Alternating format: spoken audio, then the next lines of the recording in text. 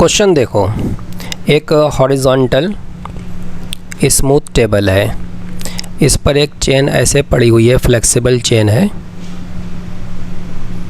कि इसका कुछ हिस्सा हवा में लटका हुआ है। अच्छा, इसका L/3 हिस्सा हवा में लटका है, टोटल लेंथ इसकी L है और इसका मास आप जो चाहें वो ले सकते हैं। वैसे मास की क्वेश्चन में देने की ज़रूरत तो नहीं है, मास m ले लो। अब इस पोजीशन से ये स्मूथ टेबल है, अगर हम इसको रिलीज़ करेंगे तो ऑब्वियसली गिरने लगेगी, ये नीचे की ओर गिरने लगेगी। तो आपको बताना ये है कि जिस टाइम तक इसका L/3 हिस्सा टेबल पर है, इसका मतलब 2L/3 हिस्सा हवा में आ चुका है।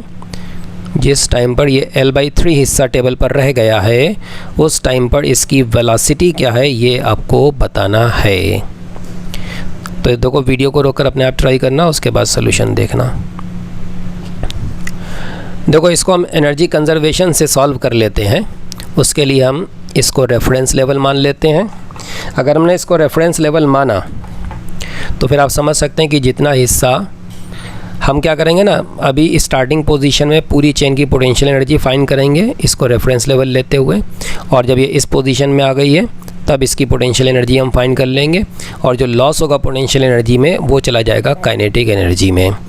तो इनिशियली जब ये इस पोजीशन में है, ये रेफरेंस लेवल है, तो जितना हिस्सा यहाँ पर है टेबल पर, उसकी पोटेंशियल एनर्जी कितनी हो जाएगी, 0, प्लस जो हिस्सा नीचे सस्पेंडेड है हवा में, इसका लेंथ L/3 है। इसका मतलब इसका अपना जो सेंटर ऑफ मास होगा वो इस रेफरेंस लेवल से, टेबल से कितना नीचे होगा, L/6, L/3 का आधा।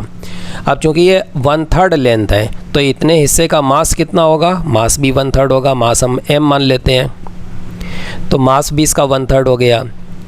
मास इतना है, लेंथ इतनी, इसका centre of mass reference level से इतना नीचे है, तो फिर इस इतने हिस्से की पोटेंशियल एनर्जी क्या बनेगी, -mgh। ठीक है, ये बन जाएगी पोटेंशियल एनर्जी। तो इनिशियली इस चेन की ये पोटेंशियल एनर्जी इसकी आ गई -mgL/18। अब हम फाइंड करते हैं जब ये इस पोजीशन में आ जाएगी तब पोटेंशियल एनर्जी कितनी होगी। So again this is the reference level. So इस पार्ट का सेंटर ऑफ मास तो इसी रेफरेंस लेवल पर ही है, इसका पोटेंशियल एनर्जी कितना हो जाएगा, 0। बाकी जो सस्पेंडेड हिस्सा है हवा में, ये लेंथ कितनी है, 2L/3। अब ये 2L/3 का आधा कितना हुआ, centre of mass. Centre of mass यहाँ से कितना नीचे होगा, 2L/3 का आधा, मतलब L/3 नीचे होगा। अभी चूँकि 2/3 लेंथ है तो फिर मास भी 2/3 हो जाएगा, तो मास कितना हो जाएगा, 2m/3। ये मास हो गया, और इतने हिस्से का सेंटर ऑफ मास इस रेफरेंस लेवल से इतना नीचे है, तो इसकी पोटेंशियल एनर्जी कितनी हो गई, mass into g into h, right. So in this position this is the potential energy. और आप देख सकते हैं कि ये पोटेंशियल एनर्जी कम है और ये पोटेंशियल एनर्जी ज़्यादा है। ये ज़्यादा नेगेटिव है, असल में मैग्नीट्यूड इसका ज़्यादा है, लेकिन नेगेटिव होने की वजह से ये कम हो गई। तो ये कम है और ये ज़्यादा है।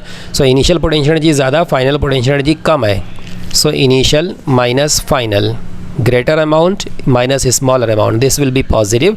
So it means that the potential energy is decreasing and all this loss in potential energy is going into the kinetic energy. So what is the kinetic energy, half m v squared, chain की velocity हो गई v. So this kinetic energy is coming from this loss.